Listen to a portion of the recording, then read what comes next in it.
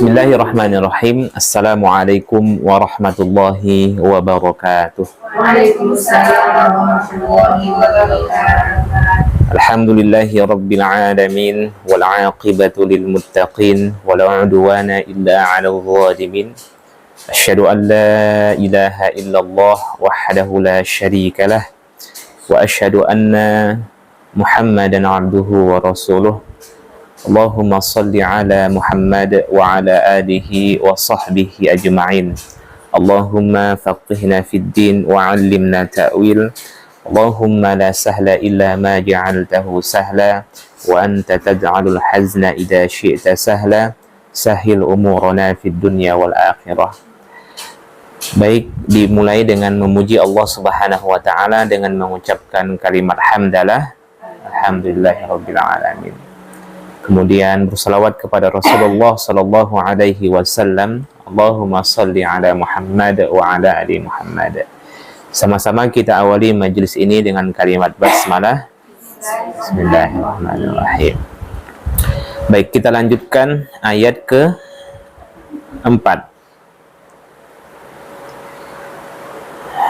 Sebelumnya di mana Allah Subhanahu wa taala berfirman, ya, wa qala al-insanu ma laha, dan berkatalah manusia kenapa dengannya. Maksudnya nanti ketika hari kiamat ditegakkan, manusia akan saling bertanya-tanya pada diri mereka dan kepada orang lain dalam bentuk keheranan, kenapa dengan bumi ini? Kenapa kami dibangkitkan dari alam kubur kami? Kenapa bumi sudah seperti ini, tidak seperti dulu?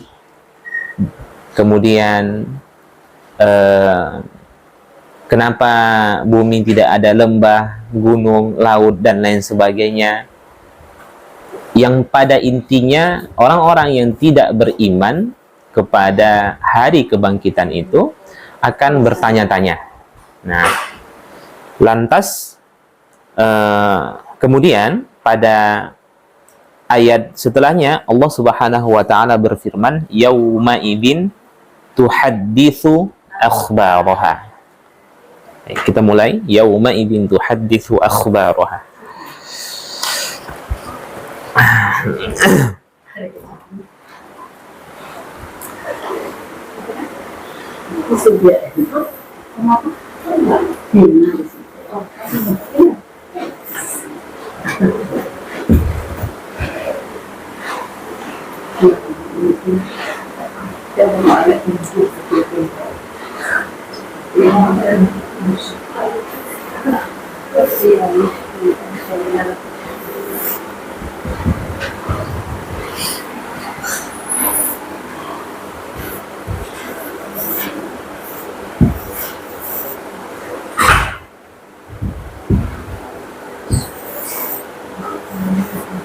Baik.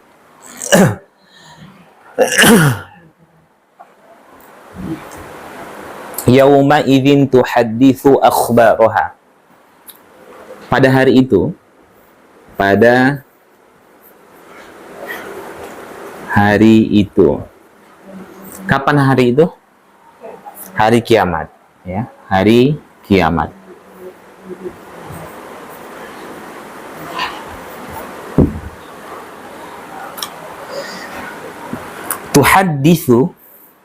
Tuhadditsu mananya apa? Asalnya dari mana? Hadithun. Kalau hadas beda ya. Hadis sama hadas beda. Kita ini bukan ahli hadis, tapi ahli hadas. Sikit-sikit berhadas. Hadithun. Oke. Kalau hadithun secara bahasa artinya pembicaraan. Pembicaraan. Oke. Kalau hadisun maknanya bisa berita, apalagi cerita, kemudian apalagi pesan, apalagi kabar. Ya, ini samalah semuanya maknanya ini Bunda. Oke. Jadi maknanya tuhadditsu, menceritakan. Bisa juga diterjemahkan memberitakan. Atau juga bisa juga dimaknai mengabarkan. Nah, paham ya? Oke. Akhbaraha, bentuk mufradnya khobar. Khobar. Kalau akhbaraha, kabar, kabarnya. Atau cerita, ceritanya. Bisa juga dimaknai pesan, pesannya. Nah, atau kabar, cerita, pesan, berita, beritanya. Nah, sekarang apa perbedaan khobar dengan hadis? Hadis itu kan artinya berita. Khobar juga berita.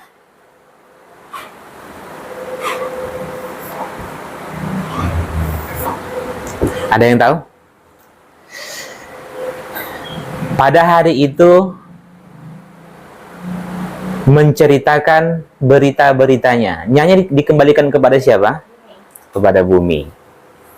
Berarti yang menceritakan siapa? Bumi. Nah, perbedaannya, kalau khobar itu berita lama. Kalau hadis berita baru. Jadi hadis itu secara bahasa artinya berita baru. Nah, kalau berita besar, an-naba. An-naba. Berita besar. Yang membawa berita besar itu disebut dengan an-nabi. Nah, jadi dari kata naba. Nah, yang membawa berita besar itu disebut dengan nabi. Jadi nabi itu tak ada yang membawa berita kecil, berita yang remeh-temeh. Semua yang dibawa nabi itu adalah berita besar. Jadi nabi itu secara bahasa apa? Pembawa berita besar. Oke. Nah, jadi khabar itu berita lama, hadis itu berita baru, an-naba berita besar. Oke. Berarti yang disampaikan, yang diceritakan nanti ketika hari kiamat ditegakkan adalah berita-berita baru atau berita lama? Nah, berita lama, Bunda. Begini. Jadi maksud dari ayat ini,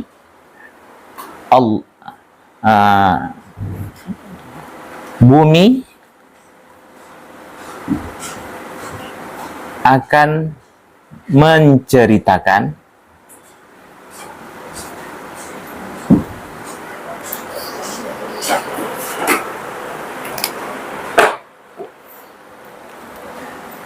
atau bersaksi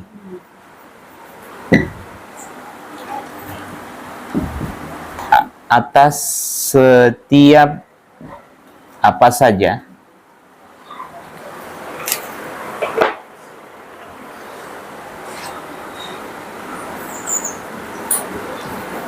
yang dilakukan makhluk di atasnya.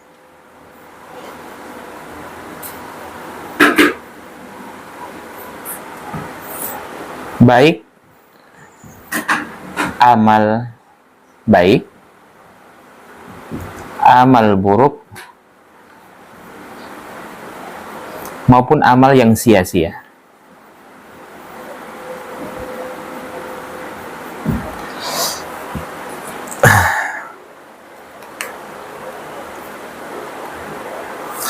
Subhanallah, Bunda.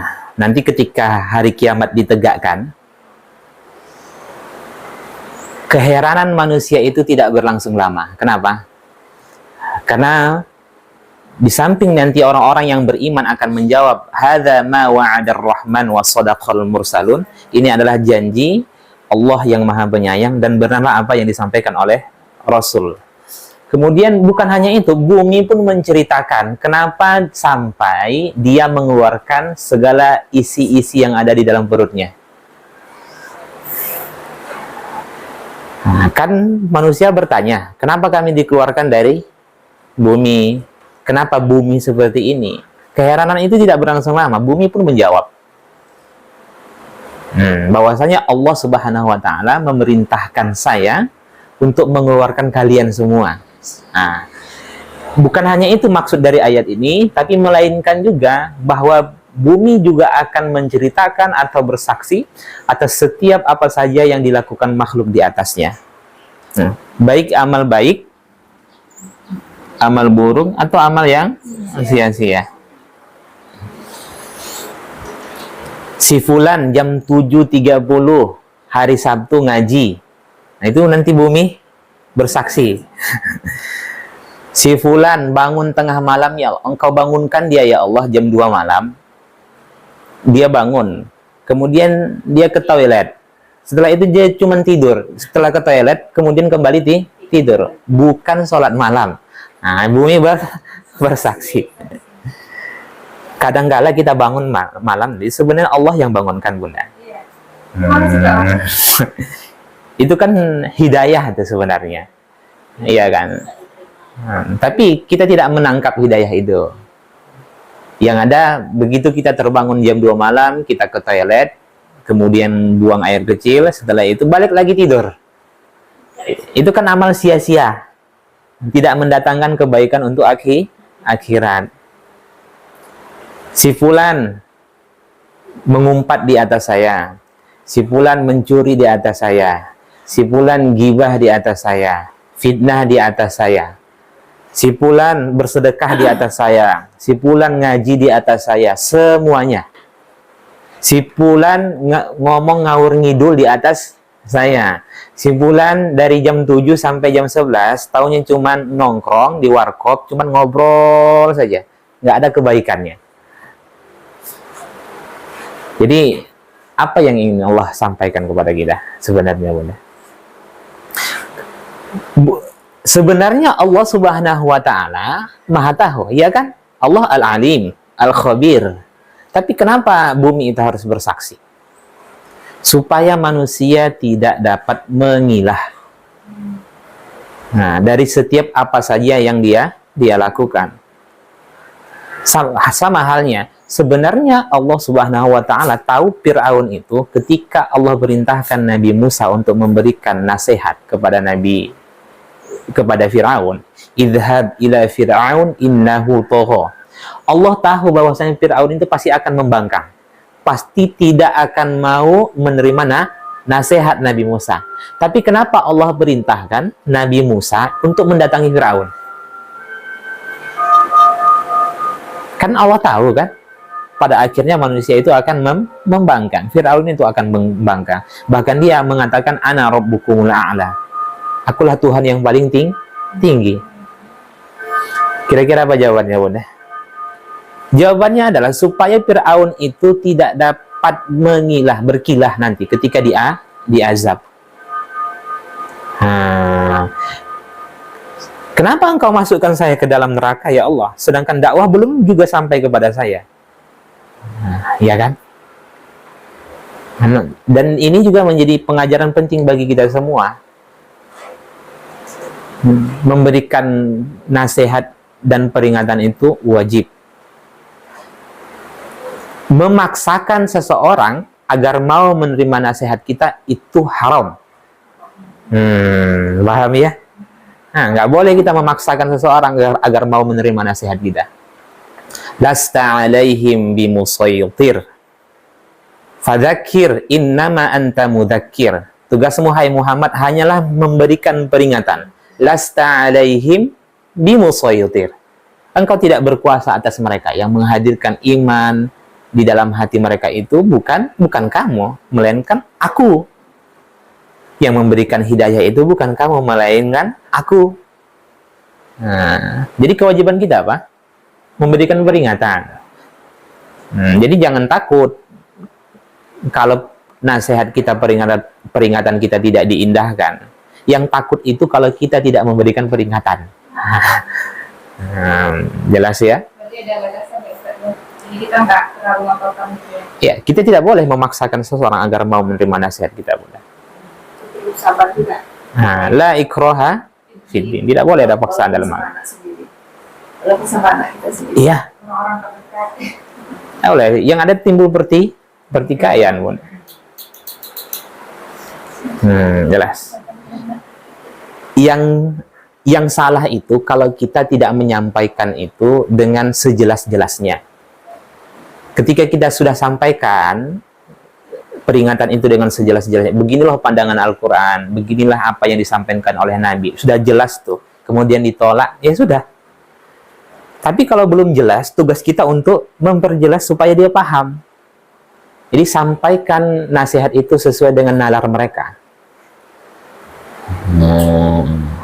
Ya, jangan pula anak baru umur 7 tahun sudah sebutkan ini, gitu kan. Di dalam hadis di Sahih Bukhari Muslim, kemudian sudut kanan paling bawah, gitu kan. Bukan seperti itu. Belum lagi dia mendengarkan nasihat sudah kunang-kunang matanya. Oke. Jadi apa saja? Bukan hanya itu. Al-yawma nakhtimu ala afwahihim. Al-yawma nakhtimu ala afwahihim.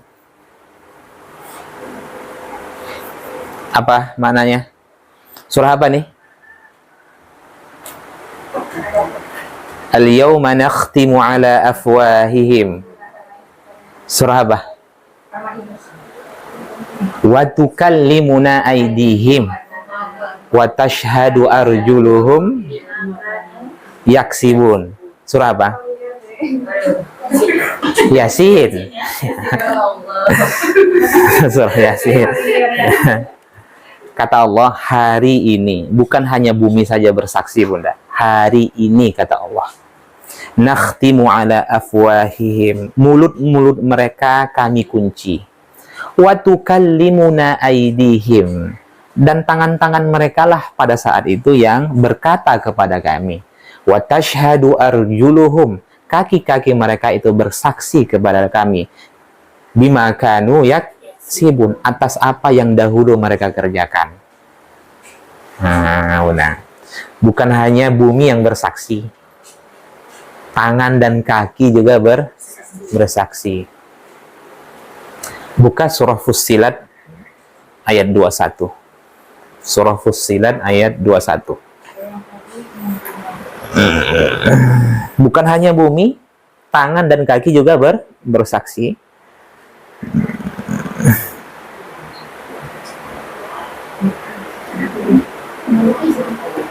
Dapat? Nah. Surah keberapa, Bunda? Ayat surah Fussilat ayat 21. Surah ke-41 ayat 21. Ayat 21.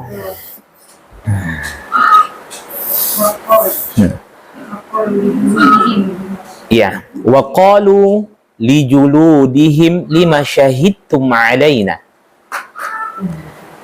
Dan mereka berkata kepada kulit mereka,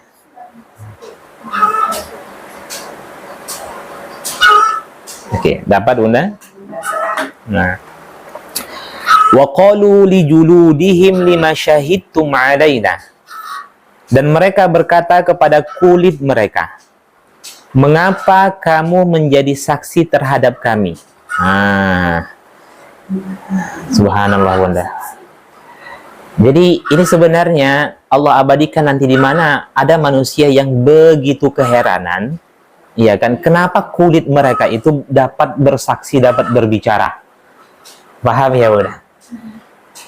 Kok bisa kalian ngomong? Kok bisa kalian bersaksi? Kemudian apa? Qalu antaqana Allahu alladzi antaqa kulla syai'. Nah, mereka menjawab, maksudnya siapa mereka di sini? Kulit itu yang menjawab, Bunda. Yang menjadikan kami dapat berbicara adalah Allah, yang juga menjadikan segala sesuatu dapat berbicara. Maka terjawablah surah ini. Kenapa bumi itu bisa bercerita? Kenapa bumi itu bisa bersaksi? Allah yang menjadikan mereka bisa berbicara dan bersaksi. Bukan hanya itu, malaikat juga bersaksi. Bukan hanya itu, manusia-manusia yang menyaksikan setiap apa saja yang kita lakukan juga bersaksi. Banyak saksi kita, Bunda.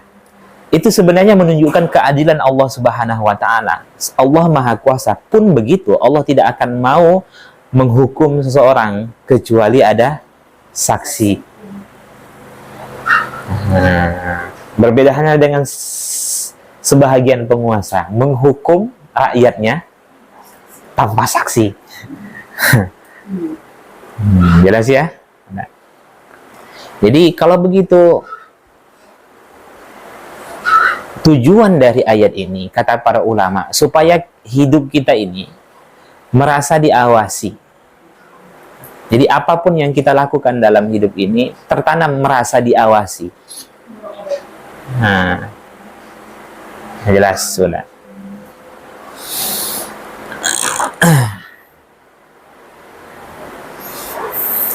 Baik. Tapi kalau tidak ada perasaan merasa diawasi itu, sudahlah. Murid akan berani nyontek ketika ujian karena merasa tidak diawasi. Tapi kalau ada murid yang nyontek, pengawas di sampingnya, berarti ada masalah dengan akalnya. Ya kan? Dia lagi ujian, Bunda, kemudian pengawasnya di belakang nyontek dia. Berarti ada masalah. Ada masalah di muridnya, Bunda. Nekat tuh namanya. Kalau tertanam merasa diawasi, kemudian berani berbuat maksiat, itu nekat namanya.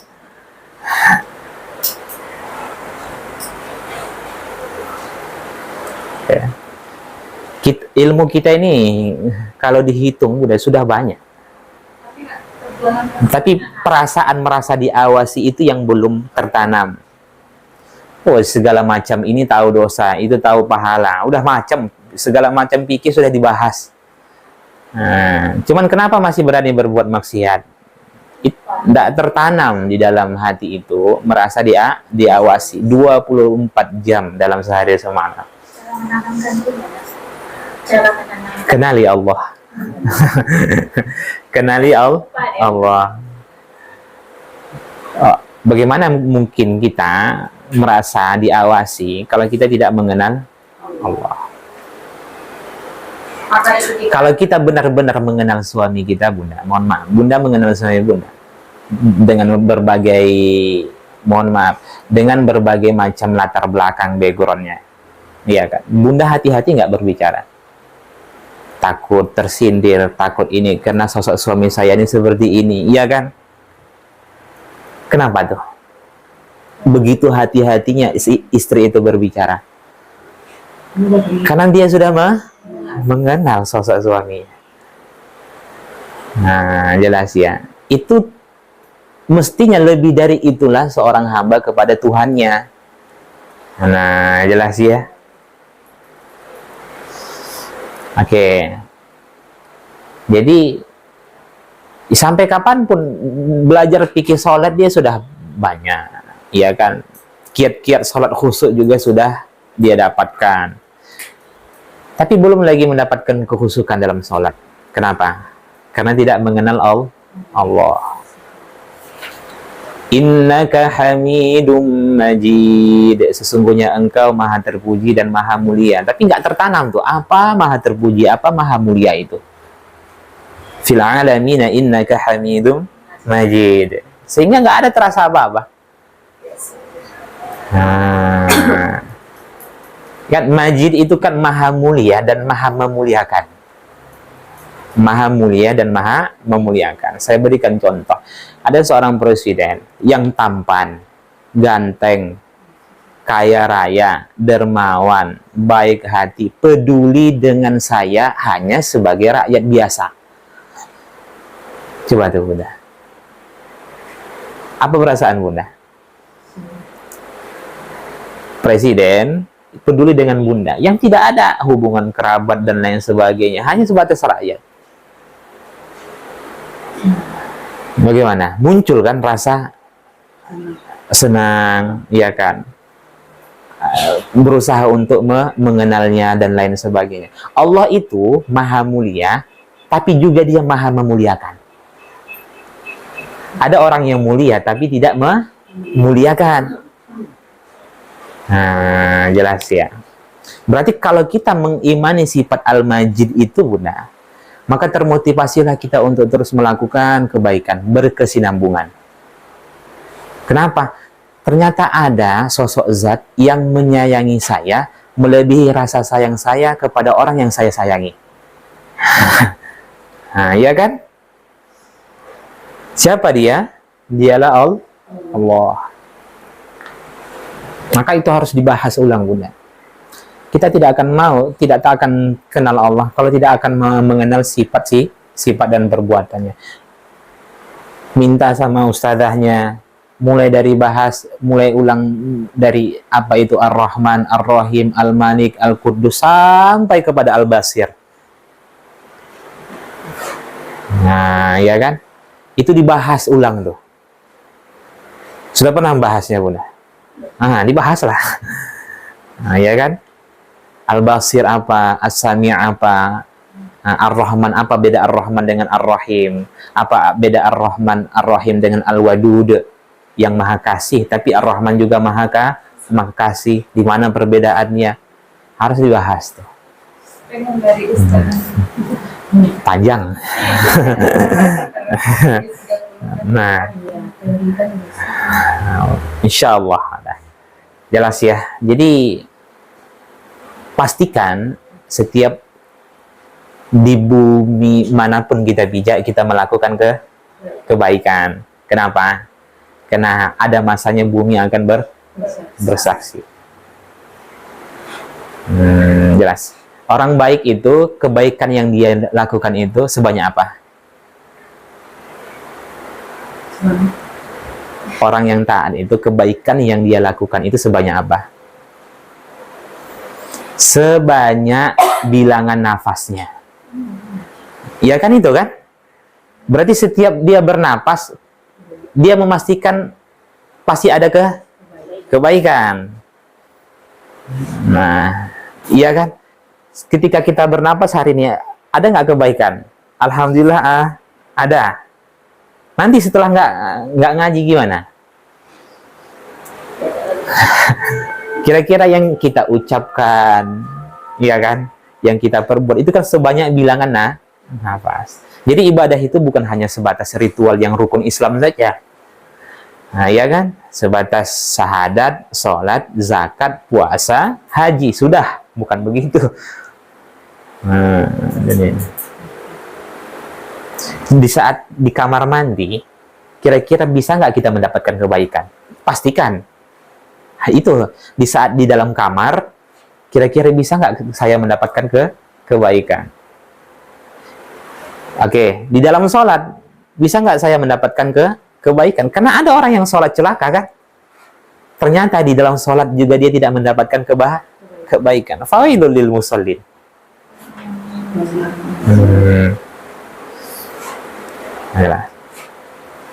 Ketika kita keluar dari rumah, kira-kira ada nggak kebaikan? Nah, makanya salah satu kiat-kiat untuk mendapatkan kebaikan itu, makanya setiap aktivitas yang kita lakukan dalam hidup ini pasti ada tuntunan doanya. Nggak ada yang nggak ada tuntunan doa, Bunda. Apa itu? Nggak ada kan? Bangun tidur, bangun tidur, mau mandi, setelah mau bercermin, nah ya kan, bersisir, memakai pakaian. Setelah ada tuntunan doanya itu untuk apa? Supaya setiap apa yang kita lakukan itu ada kebaikan. Saya tanya Bunda, dan ini sudah sering saya ulang-ulang ya. Kita hidup yang benar itu berapa tahun? Kalau kita ditakdirkan wafat umur 60 tahun, kita hidup yang benar itu berapa tahun?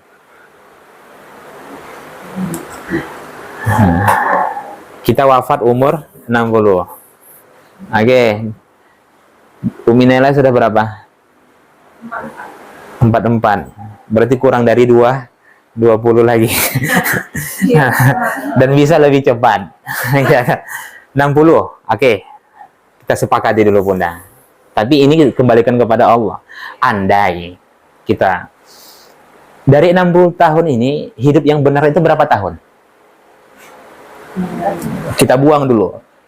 Dari 60 ini, sepertiga dari 60 ini kita gunakan untuk tidur. Oke? Kita gunakan untuk tidur. Sepertiga, berarti 60 kurang 20. 20 tahun. Berarti 20 tahun kita gunakan tidur. Oke. Lepaslah itu, andai kata 20 tahun itu nggak ada kebaikan dalam tidur itu. Tersisa berapa? 40 kan? 40, hitung mulai dari agro pahala dan dosa itu kapan? Sejak balik. Kita buat 15.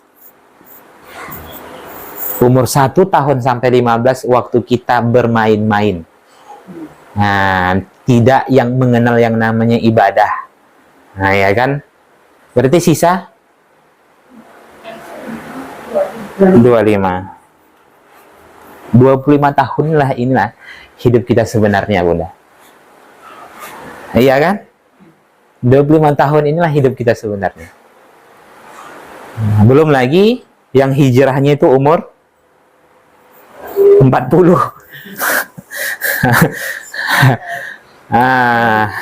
Kurangilah itu.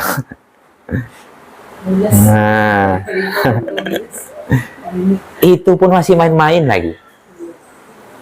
Umur 1 sampai 15 tahun main-main, 15 sampai 30 main-main, 30 sampai 40 main-main, 40 sampai 50 main-main. Entah kapan seriusnya.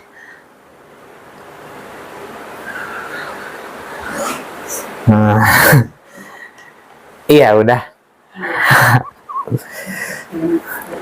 Nah, 25 tahun lah kita ingin masuk surga Firdaus yang tertinggi bersama dengan Rasulullah.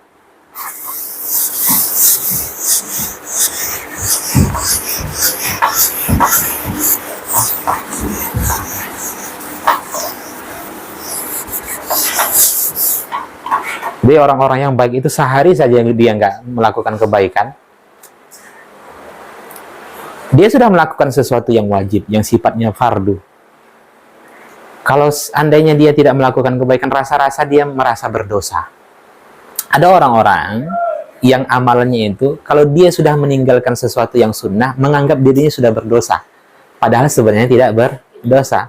Tapi itulah sudah derajat keimanannya. Merasa bersalah kalau nggak sholat duha, merasa bersalah kalau nggak berinfak hari ini, merasa bersalah kalau nggak ngaji. Ada orang yang sudah sampai pada tahap itu. Kalau sampai tahap itu sudah bagus. Bagus. Ada bagus tuh Bunda. Itu namanya al-abror. Dan sudah kita bahas tuh. Al-abror itu apa? Jadi dia meninggalkan sesuatu yang sia-sia. Tak ada satupun perbuatan yang sia-sia. Ngomongnya itu dia pastikan setiap apapun yang dia sampaikan pasti ada kebaikannya. Bisa mbak ya mencapai derajatnya seperti itu? Bisa, insya Allah bisa Bunda.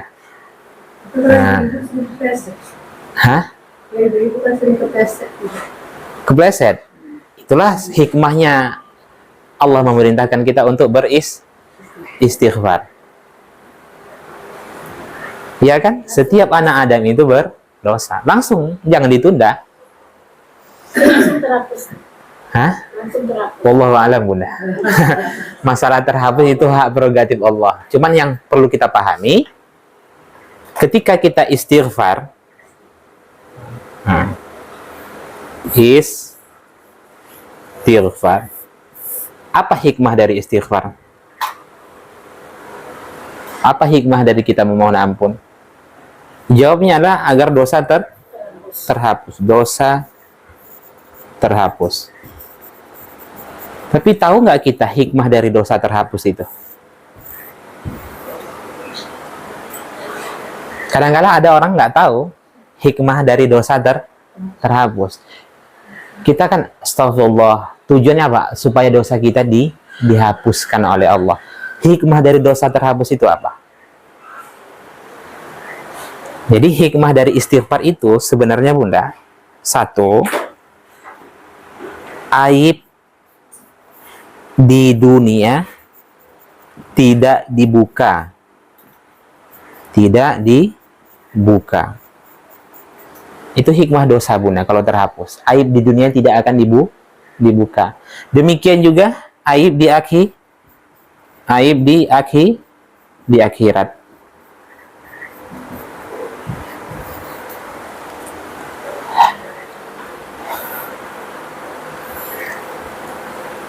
Apa maksud aib di akhirat? Nanti ketika hari kiamat ditegakkan, hanya Allah tahu, Allah sendiri, hanya Allah saja yang tahu tentang dosa-dosa kita. Tidak ditampakkan di halayak ramai Bunda. Di saat dimana dosa-dosa ditampakkan di hadapan nabinya, di hadapan ibunya, di hadapan ayahnya, di hadapan pasangannya, di hadapan seluruh manusia. Tapi nanti ada yang ketika manusia melakukan dosa, ketika di akhirat itu dihapus. Yang tahu itu hanya Allah. Itulah hikmah dari memohon ampun. Nah, yang ketiga apa? Agar dampak dari dosa itu tidak kita terima. Nah, setiap dosa, yakinlah Bunda, setiap dosa kalau tidak diistighfari pasti akan ada dampaknya. Baik bagi diri, anak, atau siapapun itu. Yakinlah itu. Iya kan? Ini karena dosa-dosa saya di masa lalu. Bagaimana agar jangan terkena dampak itu? Perbanyaklah istighfar. Nah, jelas ya? Oke. Jadi kalau kita lagi memohon ampun, astagfirullah, tiga ini yang kita harapkan. Ya Allah, dengan dosa saya terhapus, supaya aib saya di dunia jangan Engkau buka. Kemudian aib juga di akhir, jangan sampai ada pengaruh buruk dari dosa-dosa yang saya lakukan. Itu dia. Nah, baik itu dampak yang kita terima saat di dunia ataupun di akhirat. Di dunia apa? Seperti mungkin anak berperilaku buruk, pasangan demikian juga. Dampak dari dosa yang kita lakukan nanti saat di akhirat sudah pasti azab. Oke. Kita lanjutkan. Nah, jadi pada kesimpulannya, di dalam ayat keempat ini Allah menggambarkan keadaan hari kiamat, bahwasanya di mana bumi akan bersaksi atas setiap apa saja yang dilakukan makhluk di atasnya.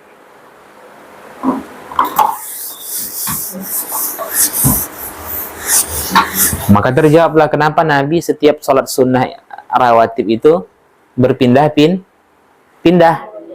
Kenapa Nabi pergi dan pulang dari sholat Id memilih jalur yang berbeda?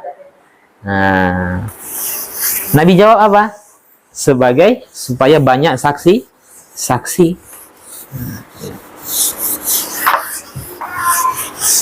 Nah, kita lanjutkan ayat kelima. Bi anna rabbaka awhalaha.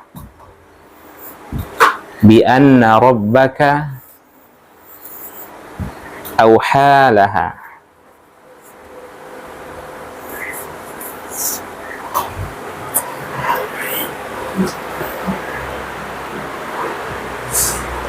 Ya, bi anna rabbaka awha laha, bahwa sesungguhnya,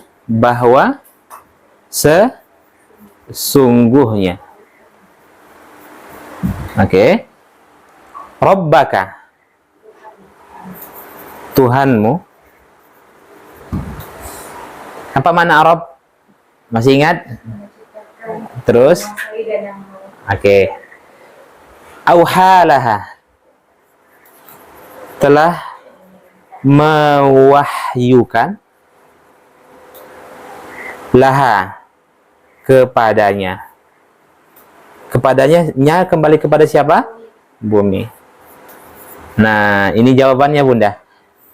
Kenapa bisa bumi bersaksi atas setiap apa saja yang dilakukan makhluk di atasnya? Kok bisa bumi itu bercerita? Tak perlu kita pahami bagaimana bahasanya, Bunda. Apakah bahasa verbal atau bahasa non-verbal? Apakah pakai bahasa Ibrani atau bahasa Arab? Itu kembalikan kepada Allah. Yang penting bumi itu bercerita. Nah, oke. Nah, jadi yang menjadikan bumi itu dapat bercerita atau bersaksi karena Allah telah mewahyukan kepada bumi itu sehingga bumi itu bisa bercerita atau bersaksi. Itu maksudnya. Jelas? Atau bahasa sederhananya sip. Nah. Sip apa? Semua ikut bersaksi. Kalau SIM apa?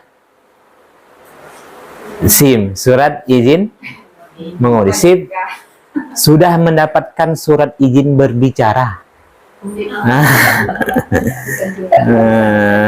Surat izin berbicara atau surat izin bersaksi. Oh, berarti bumi ingin rasanya bumi itu bersaksi, Bunda. Setiap apa saja yang dilakukan di atasnya. Tapi belum mendapatkan perintah, belum mendapatkan izin.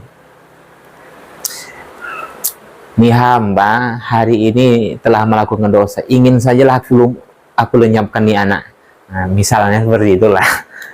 Tapi belum mendapatkan izin. Ada masanya bumi itu akan mendapatkan surat izin berbicara. Nah, ini jawaban dari ayat sebelumnya. Paham ya? Nah, kan kita bertanya-tanya, kok bisa? Ya, karena Allah telah mewahyukan. Nah, lanjut ayat ke-5. Ke-6, ayat ke-6. Wahyu itu apa artinya?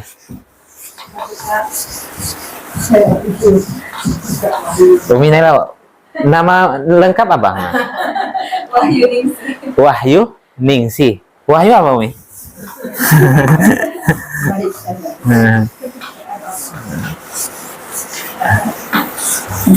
Jelas Ningsi itu adalah nama orang Jawa.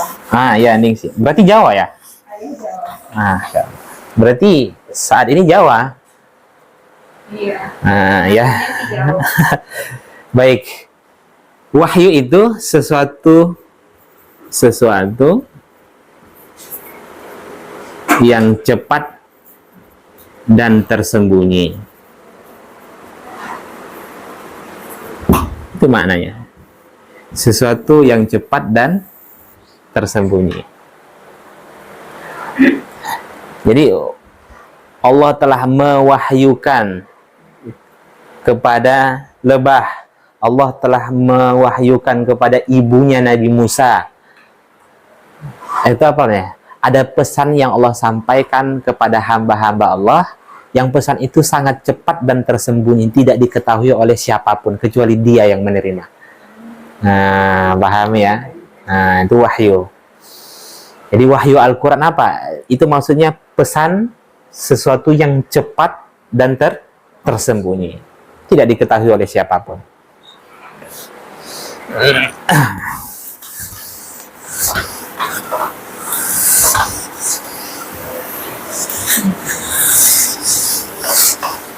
Allah mewahyukan kepada lebah untuk membuat sarang-sarang di bebatuan, di pohon-pohon. Ya kan, itu kan disebutkan di dalam surah An-Nahl. Berarti lebah pun mendapatkan wahyu. Cuman orang yang memahami wahyu itu ya Al-Quran gitu. Enggak, wahyu itu diberikan kepada makhluk-makhluk khusus. Bukan hanya kepada Nabi saja, tapi juga kepada orang-orang lain. Dalam hal ini termasuk kepada ibu Nabi Musa, ya kan? Bukan seorang yang istimewa, ya kan? Nabi tidak, ya kan? Tidak sebatas Nabi dan Rasul aja. Bukan. Allah mewahyukan kepada Nabi Musa untuk menghanyutkan Nabi Musa di Sungai Nil dengan keranjang.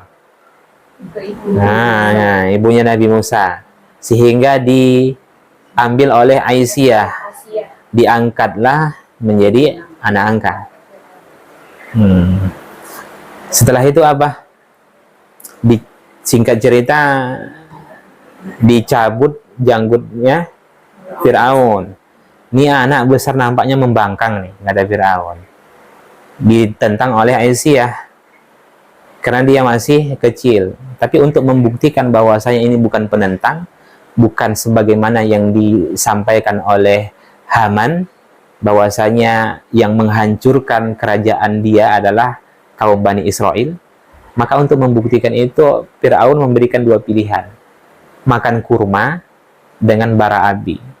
Dimakanlah oleh Nabi Musa waktu kecil bara api, cacatlah mulutnya Nabi Musa, sehingga ketika Allah perintahkan Nabi Musa untuk mendakwahi Fir'aun, Rabbi shrah li sadri wa yassir li amri wahlul 'uqdatam min lisani, hilangkan kekakuan pada lidahku ya Allah. Kenapa? Karena Nabi Musa itu kelemahannya gagap dalam berbicara, sehingga ketika Nabi Musa berdakwah, selalu Nabi Musa itu meminta kepada saudaranya Harun untuk menemaninya. Makanya itulah kan. Jadi Rabbi shrah li sadri wa yassir li amri wahlul 'uqdatam min lisani, dan ayat setelahnya Nabi Musa meminta, dan jadikanlah Harun menjadi saudaraku dalam berdakwah. Saat itulah Nabi Harun diangkat menjadi nabi. Sebagai translate ketika Nabi Musa berdakwah. Oke, udah. Jadi begitu dimakan oleh Fir'aun, dimakan Nabi Musa bara api, oh nampaknya anak tak barakal memang. Begitulah ceritanya. Tapi kalau dia memilih kurma, berarti ini penentang nanti di masa dewasanya. Kenapa? Karena dari situ, dari kecil, karena Firaun itu sudah bermimpi bahwasanya kerajaan itu dibakar oleh api yang besar, kemudian api itu tidak membakar rumahnya Bani Israel. Dia meminta nasihat kepada penasihatnya Haman. Haman itu menceritakan bahwasanya yang akan menghancurkan kerajaanmu nanti wahai baginda adalah seorang anak dari Bani Israel. Dibunuhlah seluruh anak-anak Bani Israel dan dibiarkan hidup anak perempuan. Dan di saat itulah Allah mewahyukan kepada ibunya Nabi Musa untuk menghanyutkan. Begitulah singkat ceritanya. Panjang ceritanya itu. Makanya di dalam kisah dalam Al-Quran itu para ulama mengatakan seolah-olah Al-Quran itu seluruhnya cuma bercerita tentang kisah Nabi Musa. Maka kisah yang paling banyak di dalam Al-Quran, kisah Nabi Musa dan kaum Bani Israel. Kenapa? Sedangkan kisah-kisah nabi-nabi yang lain itu hanya sekilas saja. Dan itu pun banyak yang tidak dijelaskan dalam Al-Quran, hanya saja dijelaskan oleh Rasulullah. Kenapa? Karena mereka lah umat yang paling banyak mendapatkan nikmat dari Allah, kaum Bani Israel itu. Dan mereka pula umat yang paling kufur kepada Allah. Nah, degilnya umat Nabi Musa belum ada apa-apanya dengan degilnya umat Nabi Muhammad. Ditampakkan berapa kali mukjizat di depan mereka masih tetap ingkar. Nah, makanya untuk sebagai pelajaran bagi kaum Quraisy dan kepada kita semua, diceritakanlah itu semuanya. Mereka yang paling belum ada apa-apanya nikmat yang kalian terima daripada nikmat yang mereka terima. Tapi membangkang kalian lebih dahsyat daripada membangkangnya mereka. Seakan-akan seperti itu. Jadi pelajaran kepada kita semua. Makanya setiap kisah-kisah dalam Al-Quran itu selalu ada ibroh. Kalau kita lagi digoncang keimanan kita, baca surah Al-Buruj, ingat Ashabul Ukhdud, di mana orang-orang yang beriman dibakar hidup-hidup hanya karena mempertahankan keimanannya. Nah, ya kan? Kita baca surah ini, kalau kita lagi digoyah iman kita, ya kan? Nah, mereka dulu mati dalam keadaan dibakar hidup-hidup, tapi tetap mempertahankan keimanan mereka. Kita baru digoncang sedikit sudah goyah. Oke. Baik, kita lanjutkan. Yauma idin ya. Yauma idin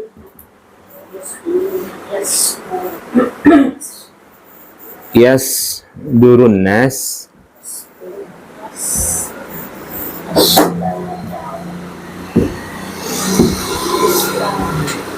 ashtata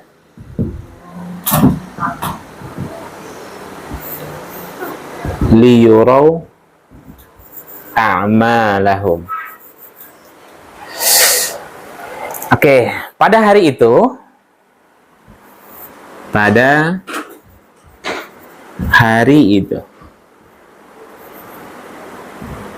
hari apa?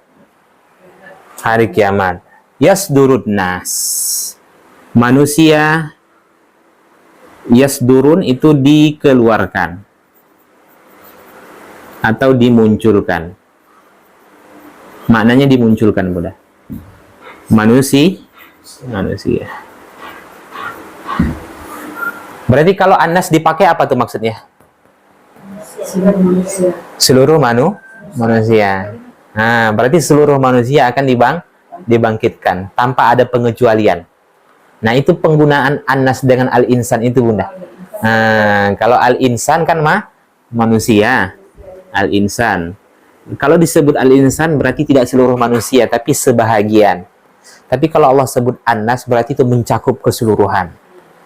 Nah, mulai dari Nabi Adam sampai akhir zaman. Nah, jelas ya. Seluruh manusia akan dikeluarkan. Ashtata. Terjemahnya di situ apa, Bunda? Bermacam-macam. Ashtata itu berkelompok dengan berbagai macam model. Nah, singkatnya bermacam-macam.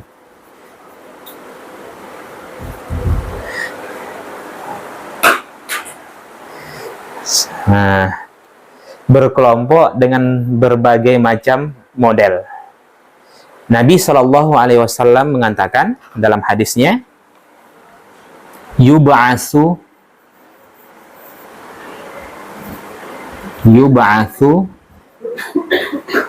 inda kullu abdin mata alaih.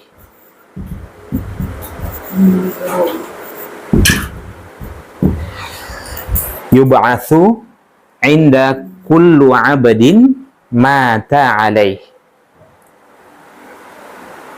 Kalian akan dibangkitkan sesuai dengan keadaan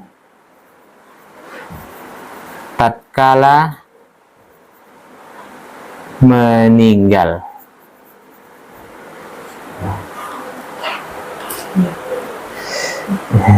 Maksudnya, kalian akan dibangkitkan sesuai dengan keadaan tatkala meninggal. Sebagaimana seorang manusia itu meninggal, seperti itulah nanti dia dibangkitkan. Makanya Nabi mengatakan, orang yang mati dalam keadaan sedang memakai pakaian ihram, nanti dia dibangkitkan dalam keadaan memakai pakaian ihram. Itu maksud ashtada itu. Seseorang yang mati dalam keadaan syahid, sehingga dianjurkan untuk tidak memakaikan kain kafan, ya kan? Langsung ditanam dengan pakaian seperti itu, tidak perlu dimandikan, maka dia bangkit dalam keadaan seperti itu. Dalam memakai pakaian itu, dalam keadaan berdarah-darah. Itu kata Nabi. Kebakar. Hah? Orang yang kebakar. Iya. Orang yang ke dalam keadaan terbakar pun akan dibangkitkan dalam keadaan terbakar. Ini kan mencakup seluruhnya. Berarti bisa. Hah? Bangkit itu dalam Iya. Nah, itu dulu. Ketika dibangkitkan dari dalam kubur dengan bermodel model. Yang mati dalam keadaan memakai kain kafan, maka dia bangkit dalam keadaan memakai kain kafan. Yang mati dalam keadaan memakai jas, mati dalam keadaan memakai jas. Setelah itu ditanggalkanlah seluruh pakaian-pakaian kehormatan itu, kemudian digiring ke padang mahsyar dalam keadaan telanjang. Itu maksudnya. Itulah yang Nabi katakan, kalian akan dihimpun di padang mahsyar dalam keadaan tidak memakai alas kaki, dalam keadaan telanjang, tidak dikhitan. Pakaian-pakaian itu ditanggalkan di padang mahsyar itu dalam keadaan telanjang. Nah, dan Nabi memberikan pesan juga dalam sabdanya, seseorang nanti digiring ketika dia dibangkitkan dari alam kuburnya, itu ada 3 jenis giringannya. Ada yang berjalan kaki, digiring ke padang mahsyar. Kemudian yang kedua, ada yang diseret dengan wajahnya,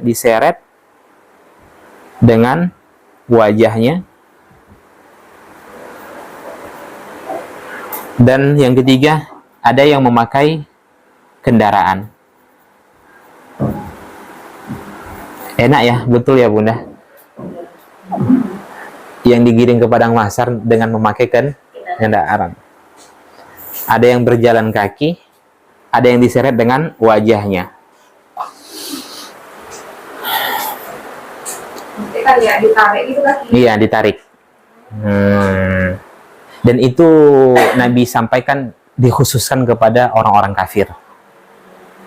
Dikhususkan kepada orang-orang kafir.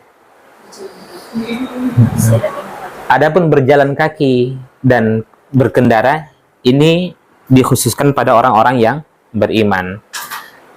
Nah, tentu orang yang memakai kendaraan itu amal solehnya jauh lebih baik daripada orang yang berjalan kaki. Paham ya? Nah.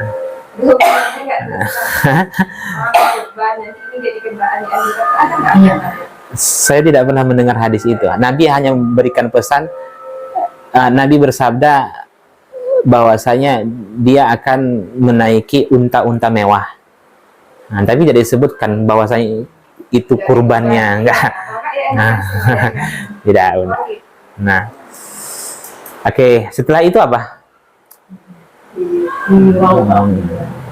Setelah digiring ke padang mahsyar, berkelompok-kelompok dengan bermacam model. Kemudian Allah berfirman, "Wamtazul yauma ayyuhal mujrimun." Wamtazul yauma ayyuhal mujrimun. Apa artinya? Ini surah apa? Surah Yasin. Surah Yasin. Wamtazul yauma ayyuhal mujrimun. Berpisahlah kalian hari ini, wahai para pendosa. Ketika sudah digiring ke padang mahsyar, Allah perintahkan para pendosa itu untuk berpisah dengan orang-orang yang beriman. Terjadilah pengelompokan. Nah, orang kafir dengan orang kafir, orang munafik dengan orang munafik, orang fasik dengan orang fasik, orang yang taat dengan orang yang taat. Dipecah lagi. Orang yang ahli tilawah dengan ahli tilawah, ahli sedekah dengan ahli sedekah, ahli puasa dengan ahli puasa, sesuai dengan keunggulan amal ibadahnya ketika di dunia. Nah, makanya masing-masing harus ada ibadah yang mesti dibanggakan. Jangan semuanya di bawah garis rata-rata. Misalnya saat ini ya, Iya. bukan saat dibangkitkan tadi, dibangkitkan terus dikelompokkan langsung sesuai dengan kondisi imannya waktu di dunia, bukan berarti ya. Sebelum dikirim tadi, kan kita sesuai keadaan kan? Iya. Keadaannya Macam-macam, kemudian digiring ke padang mahsyar, kemudian baru dipisahkan. dipisahkan. Nah, terjadilah pengelompokan.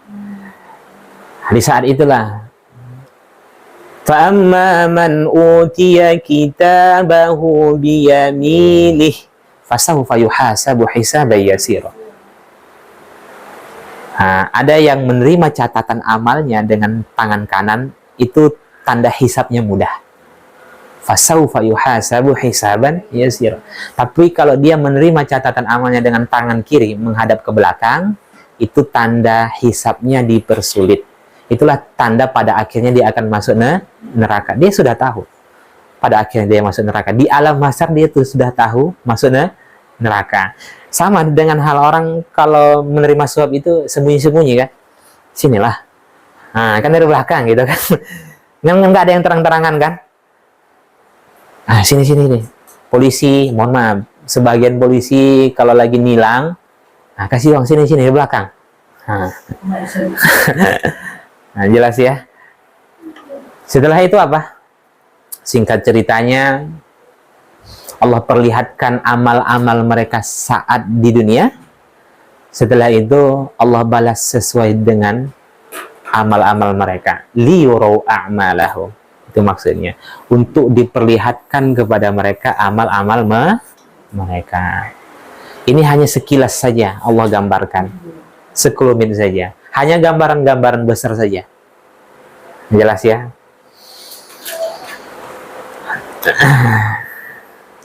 Semoga kita nanti di akhirat satu kelompok. Amin.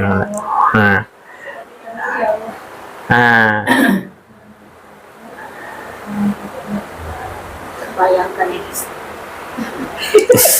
Gimana kita bisa? Jadi masing-masing Bunda. Jadi dan kita pun diberikan hidayah oleh Allah Subhanahu wa taala, petunjuk kita masuk surga itu sesuai dengan apa kelebihan yang kita miliki. Kita nggak akan bisa mengamalkan seluruhnya. Nggak ada manusia yang bisa mengamalkan seluruh perintah-perintah Allah. Betapa banyak. Bagaimana tidak? Banyak perintah Allah dan tidak ada satupun yang bisa mengamalkan secara keseluruhan. Yang sifatnya sunnah, anjuran ya. Kalau yang wajib bisa. Nah, tapi setidaknya ambillah yang menjadi keistimewaan yang Allah berikan kepada kita. Masing-masing kita punya kelebihan, Bunda. Kita dikaruniakan ilmu, berarti kita masuk surga dengan asbab ilmu. Kita masuk surga dengan kita diberikan kekayaan, berarti kita masuk surga dengan jalur kaya. Kita pandai tilawah, berarti kita masuk surga dengan jalur tilawah. Masing-masing lah. Saya ini mau masuk surga dengan jalur apa? Tanyakan pada diri masing-masing. Jawab sendiri. Nah, oke. Istiqomah, Bunda. Nggak, kalau bisa seluruhnya bagus. Tapi kalau tidak bisa, setidaknya ada satu yang bisa kita banggakan. Nah, ada orang yang cita-citanya seperti Grand Sheikh Al-Azhar ya. Ya, itu saya melihat kalau ditanya, saya tidak ingin menjadi Grand Sheikh. Saya ingin jadi guru ngaji. Nah, itu. Dan itu sih Dia Grand Sheikh itu kalau kita di Indonesia ini seperti ketua MUI. Ketua MUI. Jadi ulamanya gurunya para guru-guru. Jadi guru-guru di Al-Azhar itu belajarlah kepada beliau. Oke. Nah, jadi benarlah apa yang Allah katakan pada surah apa itu? Inna sa'yakum lasyatta. Fa amma man a'ta wattaq. Surah apa?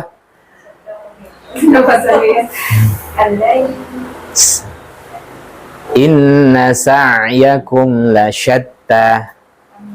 Surah Al-Lail. Sesungguhnya usaha kalian itu berbeda-beda dan kalian pun akan dibalas juga berbeda-beda. Usaha kita ini berbeda-beda, Bunda, dan kita akan mendapatkan balasan juga berbeda-beda. Ya, nggak akan sama orang yang sholat berjamaah dengan orang yang sholat munfarid sendiri. Nggak akan sama surganya orang yang sholat pada shop yang pertama, kemudian dia merapatkan shop dengan orang yang sholat di shop kedua, shop ketiga, dan dia tidak merapatkan shop. Itu saja berbeda, apalagi yang lain. Ya kan? Nggak akan sama surganya orang yang menjaga sholat sunnah rawatibnya dengan yang tidak. Itulah letak keadilan Allah itu, Bunda. Jelas. Ayat yang mana tadi, Ustaz? Inna sa'yakum lasyatta. Surah Al-Balad ya? Surah Al-Lail atau surah Al-Balad tuh? Al-Lail.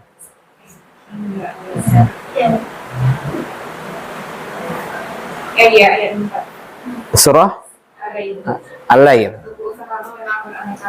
Nah, kemudian apa lanjutannya? Maka barang siapa memberikan hartanya di jalan Allah dan bertakwa, Wasaddaqa bil husna. Dan membenarkan adanya pahala yang terbaik. Fasanuyassiruhu lil yusra. Nah, di dalam surah Al-Lail itu nanti Allah menceritakan tentang beberapa keistimewaan orang yang berinfak.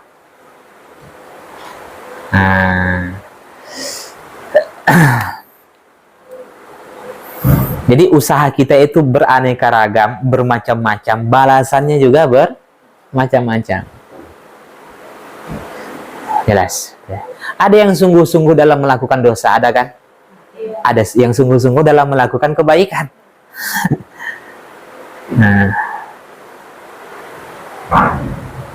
Oke. Lanjut. Faman ya'mal mithqala dzarratin khairan yarah wa man ya'mal mithqala dzarratin syarran yarah.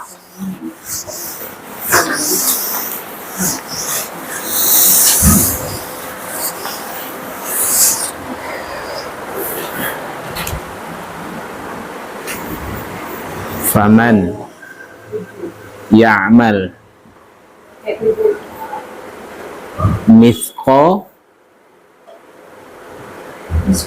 nyambung mudah, pisah mithqal.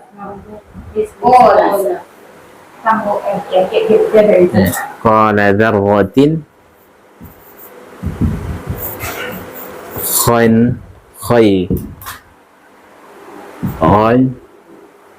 yarahu.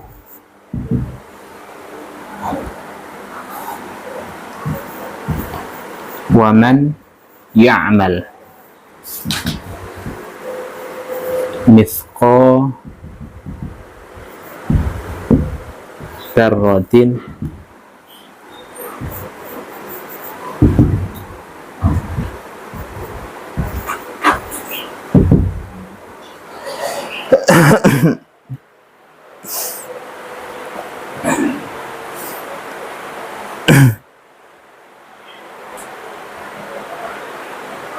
ya. Oke. Faman ya'mal mithqala dzarratin khairan yarah wa man ya'mal mithqala dzarratin syarran yarahu.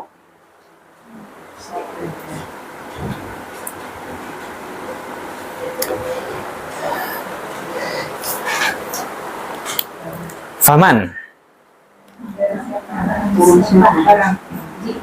maka barang siapa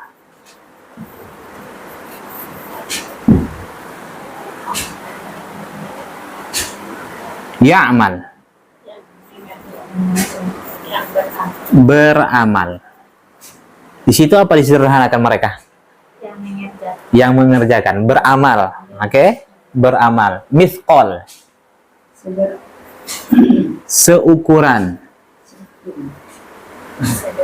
atau seberat. Dzarratin, dzarrah. Oke. Khairan, kebaikan. Kebaikan. Yarahu, dia melihatnya. Nah, jadi yang bawah tidak perlu kita terjemahkan. Nah, yang perlu di sini adalah syarron, keburukan. Oke. Setelah Allah menjelaskan sekilas sekelumit tentang keadaan hari kiamat, kemudian Allah peringatkan kepada kita semua, Bunda. Barang siapa yang beramal seberat dzarrah satu kebaikan, maka dia akan melihatnya. Atau maksudnya melihat balasannya. Oke, dzarrah itu apa? Ada 4 tafsiran, Bunda.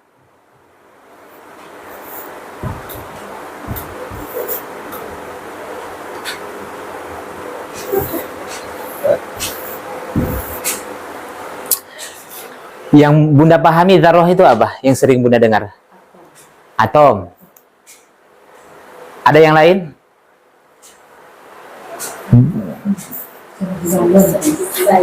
Biji bayam. Biji bayam. Biji sawi, ada ya kan? Biji sawi, biji bayam, atom. Nah, dzarrah itu pertama, yang masyhur itu enggak sebenarnya atom, biji sawi, kemudian biji bayam, itu tidak ada dalam tafsiran, Bunda. Itu hanya sebagai penyederhanaan saja. Nah, dzarrah itu tafsir yang pertama anak semut. Bunda pernah lihat semut? Nah, anak semut yang baru lahir.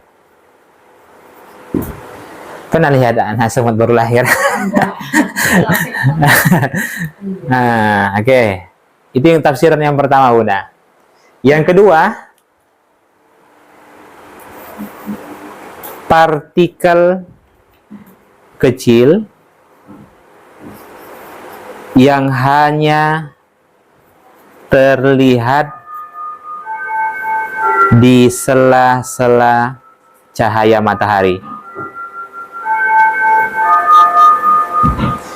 Partikel-partikel kecil yang hanya terlihat di sela-sela cahaya matahari. Itu kalau dibuka tuh pintu, Bunda, pintu belakang, ya kan? Itu nampak tuh matahari ke lantai, ada nampak tuh. Nah, iya, itu dzarrah. Paham ya? Nah, jelas ya. Jadi pagi hari kita buka jendela, ya kan, nampak sinar cahaya matahari, nampak tuh ada yang terbang-terbang. Itulah dia. Itu maksudnya itu. Oke. Yang kedua, yang ketiga, sisa debu yang ada di tangan saat tayamum. Bunda kalau tayamum kan gini, lihat. Nah, kemudian, nah, yang melekat di tangan itu dzarrah. Jelas ya.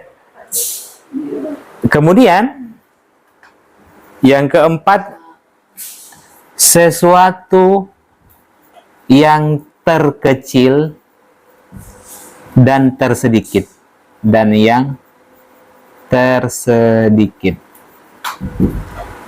Jadi ada 4 tafsiran. Pertama, tafsiran yang pertama, anak semut yang baru lahir, ya kan? Yang kedua, partikel-partikel kecil yang hanya terlihat di sela-sela cahaya matahari. Yang ketiga, sisa debu yang ada di tangan saat tayamum. Yang keempat, sesuatu yang terkecil dan yang tersedikit. Sesuatu yang terkecil dan yang tersedikit. Nah, oke. Pendapat yang masyhur, Bunda, ini. Sesuatu yang terkecil dan yang tersedikit. Kalau dibilang biji sawi, ada yang lebih kecil dari situ. Ini partikel-partikel kecil yang terlihat di sela-sela cahaya matahari. Kalau dibilang ini yang paling kecil, ada lagi virus. Nggak kelihatan, Bunda. Di sela-sela cahaya matahari pun nggak kelihatan. Jelas ya? Jadi sesuatu yang terkecil dan yang tersedikit. Ya Allah, betapa bijaksananya Allah Subhanahu wa Ta'ala. Kalau satu kebaikan itu dilakukan, Bunda, sesuatu yang paling kecil yang ada di dunia ini, semisal itulah kebaikan yang dia lakukan, pasti dia akan melihat balasannya. Paham ya? Begini, sekecil apapun kebaikan yang dia lakukan, pasti akan memberatkan timbangan amal kebaikan, memberatkan timbangan amal kebaikan, dan akan mendapatkan balasan. Sekecil apapun itu, Bunda. Ya kan? Sekecil apapun kebaikan itu, kalau terus-menerus dilakukan, pasti akan memberatkan timbangan. Demikian juga kalau keburukan. Sekecil apapun yang keburukan yang kita lakukan, pasti akan memberatkan timbangan amal keburukan. Dan kita juga akan mendapatkan balasan. Makanya banyak hadis Nabi SAW yang menjelaskan tentang hadis kebaikan-kebaikan kecil ya. Apa itu, Bunda? Jangan engkau remehkan kebaikan walaupun dengan bersedekah dengan separuh kurma. Ya kan? Jangan engkau remehkan kebaikan walaupun dengan menuangkan bejana dari ceret ke gelas. Jangan engkau remehkan kebaikan walau hanya dengan bertemu dengan saudaramu dengan wajah yang berseri-seri. Ya kan? Ya. Itu kan kebaikan-kebaikan kecil, Bunda. Begitu juga dengan keburukan-keburukan. Apa salah satu keburukan kecil? Terlambat menepati janji itu dosa. Nah, kalau dia tidak menepati janji, itu dosa besar. Terlambat menepati janji, itu dosa kecil. Dia bilang, saya mau bayar hutang hari Kamis. Dia bayar hari Jumat. Hari Jumat. Dia sudah bayar, dosa. Hah? Insya Allah kemana nih dominannya? Istighfar kan nggak susah. Hah? Kalau karena dia dosa kecil kan, terus bisa dengan istighfar. Iya, dosa kecil itu hanya bisa istighfar itu hanya menghapus dosa-dosa kecil. Kalau kayak tadi itu kecil dosa. Iya. Tapi ya. Jadi kalau dosa besar dengan istighfar itu dia kira nanti Ditampakkan, Bunda. Dosa besar itu hanya bisa hilang dengan taubat. Nah, paham ya? Allah memberikan kesempatan dengan puasa 9 Zulhijjah terhapus dosa 2 tahun. 1 tahun sebelum, 1 tahun setelah. Itu dosa kecil. Ya kan? Puasa Ramadan menghapus dosa. Itu dosa kecil. Tak terhapus juga dosanya dengan ibadah-ibadah yang lain seperti sedekah. Tak terhapus juga sedekah dengan tilawah. Tak terhapus juga dosa kecilnya dengan tilawah dengan sholat. Sholat itu juga salah satu faedahnya untuk menghapus dosa-dosa kecil. Betapa banyak peluang yang Allah berikan. Belum juga terhapus dosa kecil. Memang dasar lah untuk manusia. Nah, jelas ya. Nah, makanya demikian juga dengan baca surah Al-Kahfi. Itu seluruhnya menghapus dosa-dosa kecil. Tidak ada yang menghapus dosa besar. Dosa besar hanya dengan taubat.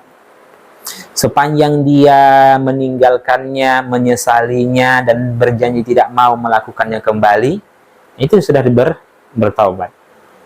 Jadi di akhirat Ustaz tetap diminta pertanggungjawabannya. Hanya udah bertobat kan dari dosa-dosanya. Di akhirat nanti tetap dihisab.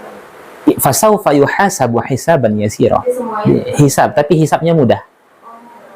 Nah, jadi sama halnya ketika saya melihat ketika seseorang ini sebenarnya calon penghuni surga. Ya, cuman syarat saja. Formalitas. Tapi kalau sudah dipersulit hisabnya, sudah pasti dia masuk neraka. Itu dijelaskan Bunda. Fa amma man utiya kitabahu wara azhrih fasaufa yad'u thubura. Nah, dan orang yang menerima catatan amal dengan tangan kirinya, ya kan? Ini sudah pasti calon penghuni neraka. Kenapa? Karena begitu takutnya dia menerima catatan amal itu. Jelas.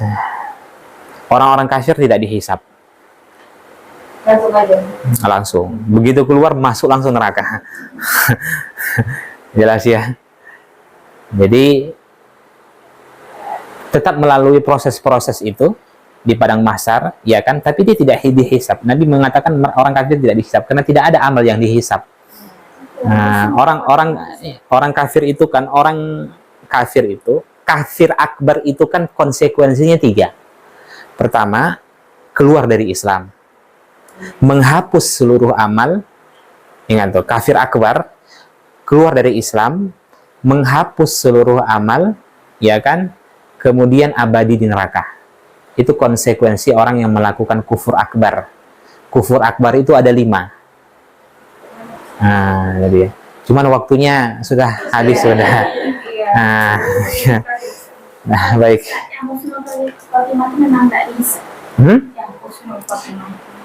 Ada orang yang masuk surga tanpa hisab, ada orang yang masuk surga dihisab tapi hisabnya mudah. Nah, paham ya Bunda? Kita tidak tahu apakah orang yang mati husnul khotimah itu tergantung hanya saja kalau di dalam surah Al-Mutaffifin, salah satu ciri-ciri orang yang tidak dihisab itu adalah orang-orang yang amalannya sampai pada tahap al-abror. Al-abror itu orang yang sunnah itu sudah menjadi wajib bagi mereka. Jangankan yang wajib lagi, yang sunnah itu sudah menjadi wajib. Ini imam masjid kami ada 1 tahun Iya. dia imam di rakaat pertama. Iya. Itu iya. Kita hanya mengetahui dia mati dalam keadaan husnul khotimah, tapi kita tidak tahu. Iya kan, tanda-tanda sama seperti syahid. Syahid itu ada syahid dunia, ada syahid akhirat. Kita tidak mengetahui sebenarnya dia ini syahid dunia, syahid akhirat. Yang kita ketahui dia syahid dunia kan? Seperti apa orang yang mati dalam keadaan jihad. Tapi kita tidak tahu dia jihad itu untuk apa? Apakah supaya pulang ke tanah air supaya ingin dibanggakan? Atau dia jihad benar-benar untuk menegakkan agama? Iya kan? Yang kita tahu dia mati dalam keadaan berperang. Tapi apakah dia syahid akhirat? Wallahu alam. Nah, jelas ya. Orang yang mati dalam keadaan tenggelam itu kan syahid. Mati dalam keadaan terbakar, mati dalam keadaan melahirkan. Tapi kita tidak tahu apakah dia syahid akhirat. Belum tentu. Iya kan? Bisa saja orang ketika dia melahirkan dia mengeluh. Paham ya? Mengeluh dan lain sebagainya. Allahu a'lam. Nah, jadi ya. Semuanya kembalikan kepada Allah Subhanahu wa taala. Allah yang tahu seseorang itu mati dalam keadaan husnul khotimah atau tidak. Kita hanya melihat tanda-tandanya.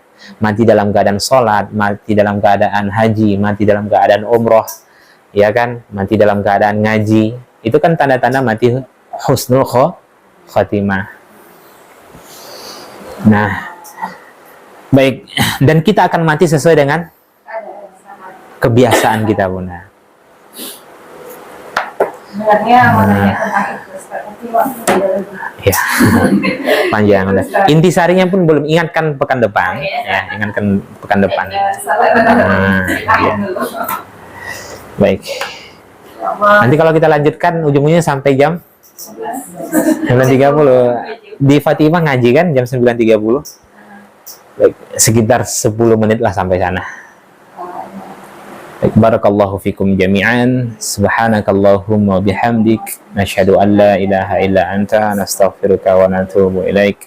Akhirul kalam, assalamualaikum warahmatullahi wabarakatuh.